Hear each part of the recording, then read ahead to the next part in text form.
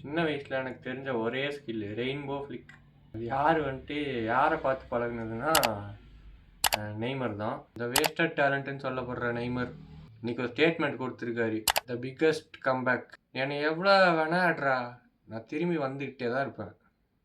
அவரோட fowls per game பார்த்தீங்கன்னா 3 fowls per game. 3 time Neymar ஒரு மேட்ச்சில் ஃபவுல் பண்ணிடுவாங்க மினிமம். எனக்கு எவ்வளோ இன்ஜுரி ஆனாலும் எனக்கு கவலை கிடையாது, திரும்பி விளாண்டே தீருவேன். நெய்மரோட ஒரே மோட்டிவ் என்னன்னா 100% ஃபிசிக்கலாக ஃபிட் ஆகி வேர்ல்டு கப்பாக அடிக்கிறேன் அப்படின்னு சொல்லியிருக்காரு. ஸ்கில்லுன்னு வந்துட்டாலே ஃபுட்பால் உலகமே நம்மளுக்கு அடிமை தான். இன்னொரு பெரிய நியூஸ் இருக்குது. வினிஷியஸோட கான்ட்ராக்ட் இன்னொரு ரினியூவல் பண்ணல. எம்பாப்பே விட ஜாஸ்தி சேலரி கேட்குறாரு.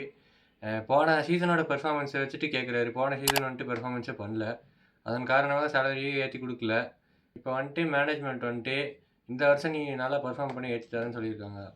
ஆனால் வினிஷியஸ் எல்லாருக்கிட்டே சண்டை போட்டு இப்போ வெளியே போகிற கண்டிஷனில் தான் இருக்கார். இப்போ வினிஷியஸ் ரியல் மேட்ரிட்டை விட்டு வெளியே போனால் ஹாலண்ட் ரியல் மேட்ரிட்டுக்கு வரேன்னு ஒரு ஸ்டேட்மெண்ட் கொடுத்துருக்காரு.